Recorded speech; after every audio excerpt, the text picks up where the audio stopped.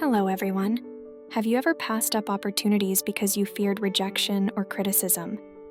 Perhaps you've thought about applying for a dream job, but worried you're not what they're looking for. Or maybe you've avoided asking someone out because you feared the awkwardness of a no. Or when you're in a meeting at work, you have an idea that might help solve a problem, but you rehearse it in your mind so many times, trying to perfect every word, that by the time you feel ready to speak, the moment has passed. Why do we do this?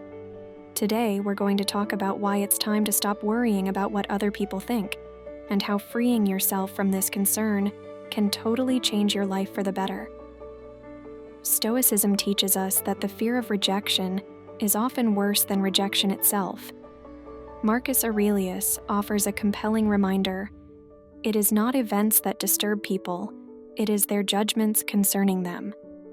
This means that it's not the rejection that harms us, but how we interpret and react to it.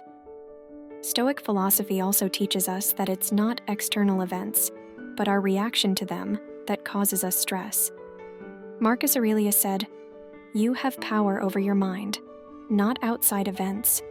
Realize this, and you will find strength." When we fear judgment, we're actually giving power to others over our own minds.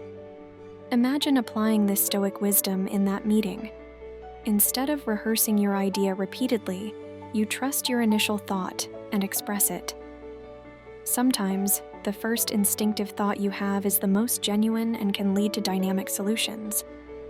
Or consider a student in a classroom, worried that her question might seem silly. Epictetus once advised, "If you want to improve, be content to be thought foolish and stupid."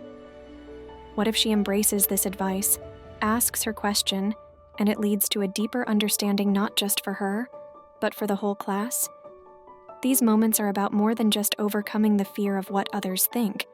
They're about valuing your own insight and sharing it bravely.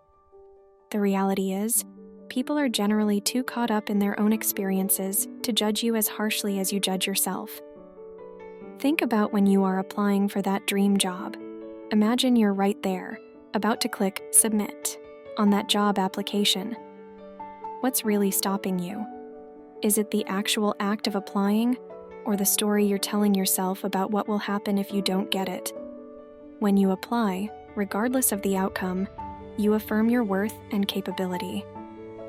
The Stoic philosopher Epictetus would advise us to differentiate between what is and isn't in our control.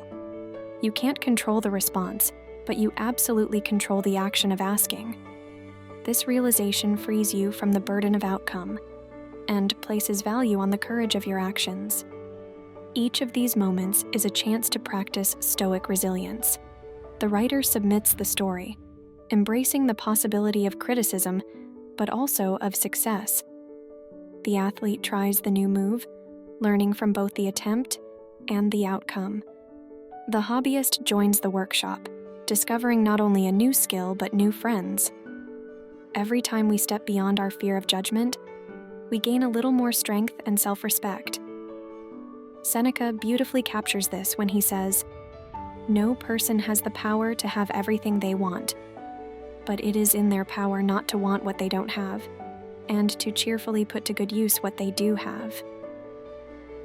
This is about focusing on your actions and responses, not external validation. These individuals aren't fearless.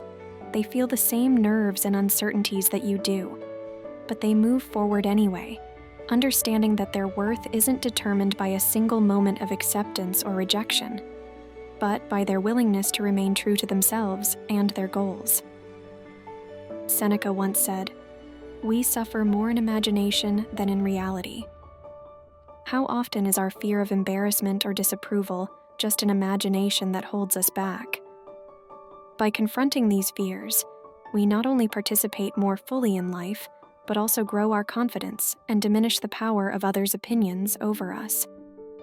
Marcus Aurelius once said, "I have often wondered how it is that every man loves himself more than all the rest of men, but yet sets less value on his own opinion of himself than on the opinion of others."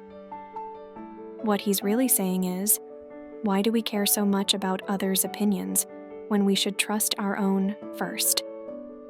Think about it. Have you ever not worn your favorite shirt because someone else didn't like it? Or maybe you didn't share your idea in a meeting because you thought people might not agree? This is exactly what Marcus Aurelius was talking about. When we worry about what others think, it's like carrying around a heavy backpack full of rocks. Each rock is a worry about someone else's opinion. It slows us down, makes us tired, and honestly, it's just not fun. Now, Epictetus gives us a real game changer with this quote: "If you wish to improve, be content to appear clueless or stupid in extraneous matters." What he means is, it's okay to look silly sometimes if you're learning or enjoying life. Imagine singing your heart out at a concert without worrying if you're off key, or dancing at a party without thinking about who's watching. Sounds liberating, right? Here's how you can start caring less about others' thoughts.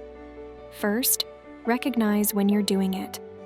Every time you hesitate or second-guess yourself because of someone else, pause and ask, is this really what I think? Or am I just worried about their reaction? You can also ask yourself, does this make me happy? Is this choice really for me? If the answer is yes, go for it. Practice this. And over time, you'll find that the weight of others' opinions starts to lift. Remind yourself that most people are too busy with their own lives to focus much on what you're doing. And even if they do, their opinions about your life aren't as important as your own happiness and growth. Remember, freeing yourself from the worry of others' opinions doesn't happen overnight, but it's like any other skill. You get better with practice. Every day is an opportunity to be more yourself and less what you think others want you to be. Surround yourself with people who support you being your authentic self. They're the ones who cheer on your outfit choices, laugh genuinely at your jokes, and encourage you to speak your mind. With them, you'll feel the strength and freedom that comes from being loved for who you really are. Epictetus taught us, don't explain your philosophy, embody it. As you move through your day, think about ways you can embody the philosophy of living true to yourself.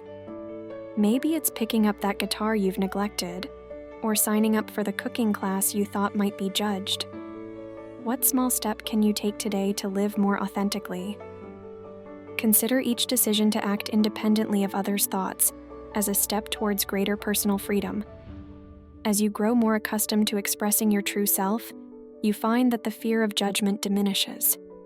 Seneca tells us, we are more often frightened than hurt, and we suffer more from imagination than from reality. The imagined fears of negative feedback often outweigh any actual repercussions. Every day gives you a new chance to live more authentically.